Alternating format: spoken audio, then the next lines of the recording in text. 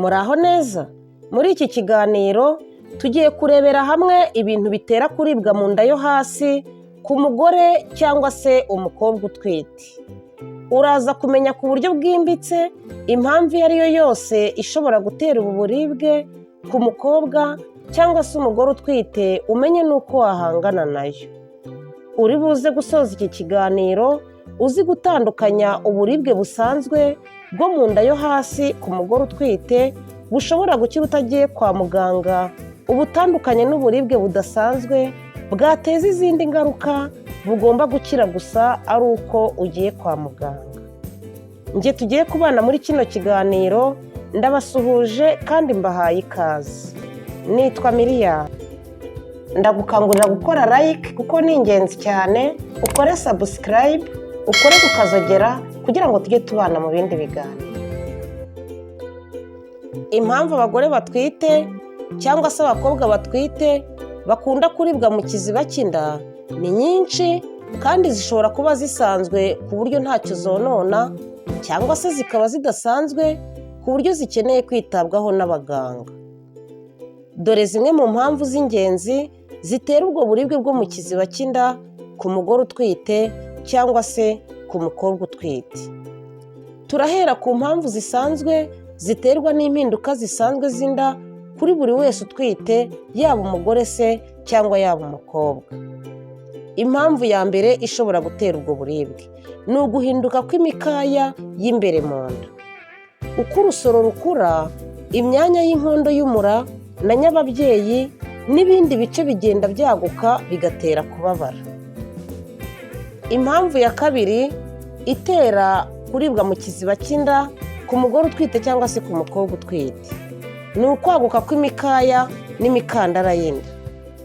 Uko inda ikura, imikaya y'inda ariyo misikire cyangwa se inyama zo ku nda n'imikandara y'inda ari byo rigama bigenda byiyongera kugira ngo bifashe urusoro gukura.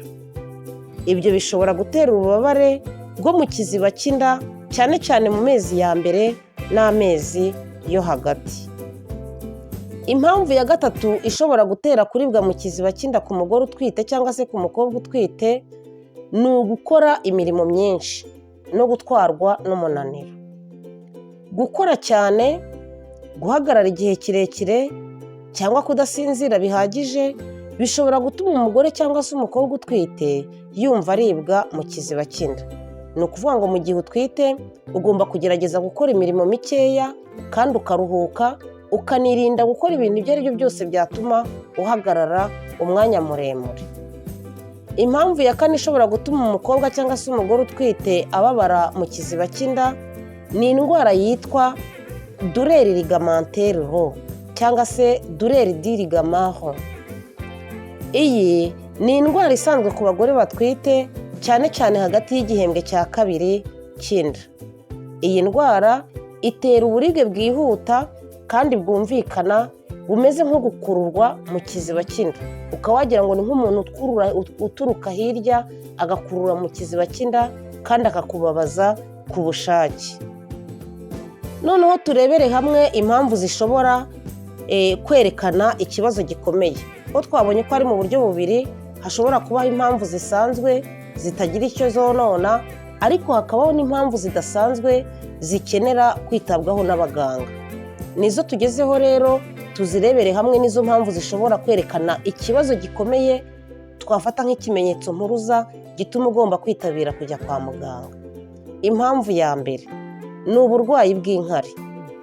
Uburwayi bw'inkari ku bagore batwite aribwo buzwi nka infection urinaire bushobora gutera kubabara mu kiziba cy'inda ndetse no kugira ubushyuhe, gusohora inkari buri kanya kandi kenshi, kandi zikaza ari nkeya, kandi mu gihe uri kunyara ugasanga urababara.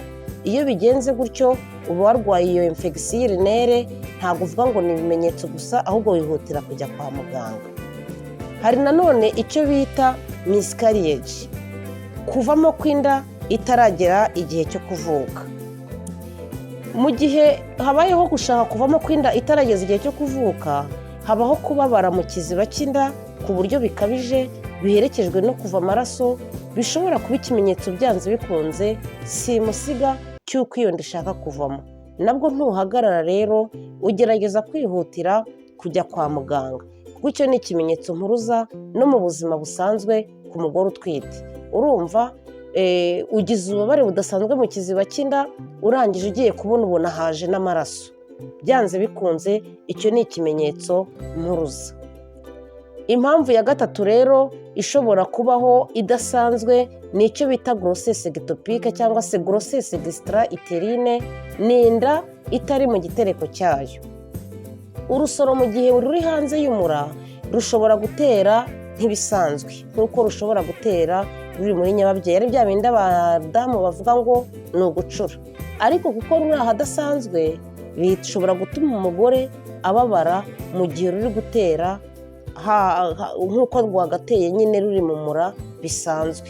Urugero, rushobora nko kugenda rukajya nko mu nzira y'inkari, ugasanga niho rwiyesitaye. Igihe cyo gucura nikigera rero, kandi utarakoresheje kugarafi ngo bamenye ibyo ari byo, icyo gihe hazabaho kuribwa n'ibyo bice byo hasi mu kiziba cy'inda.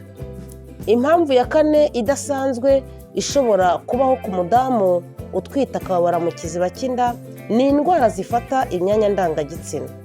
Izi nazo zishobora gutera umugore utwite cyangwa umukobwa utwite kuribwa bidasanzwe, nabwo aba agomba kujya kwa muganga.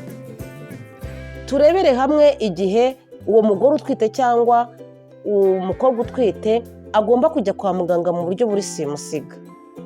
Igihe cyose uburibwe bukabije kandi buhoraho. Niba uburibwe bukabije kandi ugahora wumva buhoraho, bukagenda gato bukongera bukagaruka, bukagenda gato bukongera bukagaruka, naho inda yaba idakuze, byanze bikunze ugomba kwihutira kujya kwa muganga. Mu gihe uva amaraso yaba make cyangwa yaba menshi, ugomba kujya kwa muganga. Mu gihe ufite umuriro mwinshi, ugomba kujya kwa muganga. Mu gihe udashobora kurya cyangwa se ngo uryame neza uko bisanzwe, nabwo ushobora kujya kwa muganga. Mu gihe ukunda kunanirwa guhagarara cyangwa se no kugenda ukumva bigoranye, ugomba kujya kwa muganga. No mu gihe uribwa kandi uri mu mezi ya nyuma y'inda, ugomba kwihutira kujya kwa muganga, kuko hari igihe biba biri ngombwa ko hari impamvu idasanzwe ibayeho nko kubyara umwana udashyitse, birashoboka cyane, ugomba kwihutira kujya kwa muganga. Mu gihe ubabara kandi nanone uri kunyara cyangwa ukanyaragura kenshi udukari duke tukubangamiye, ugomba nabwo kujya kwa muganga.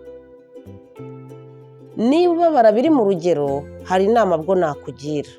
Ni ukuruhuka bihagije, kwicara cyangwa se ukaryama mu buryo bugufasha kuruhukamo neza, hari ukugira isuku no kunywa amazi menshi, kwirinda guterura ibintu biremereye, kuko ibyo byose bishobora kukonona bikaza gutuma ububabare buva kuri cya gipimo gisanzwe bukinjira mu gipimo kidasanzwe, ku buryo utangira kwibonaho amaraso. Ububabare rero bushobora kuba butandukanye bitewe n'umubiri w'umuntu. Uko umugore umwe ababara mu kiziba cy'inda ntabwo ari kundi ababara. Ariyo mpamvu hari ushobora kubabara bitewe n'uko umubiri we umeze, agahita ajya kwa muganga, kandi bwa bubabare bwe bwagera ku wundi ugasanga ntacyo bimutwaye, ntabwo agiye kwa muganga. Niba ubabara mu kiziba cy'inda kandi utizeye impamvu nyamukuru ibitera, ni ingenzi cyane kujya kugisha inama muganga w'abagore. Ndagushimiye wowe twabanye muri kino kiganiro. Niba hari igitekerezo ufite cyangwa se inyunganizi, cyangwa ukaba ufite ikibazo wumva ukenera kutubaza, watwandikira muri komenti cyangwa se kuri WhatsApp nimero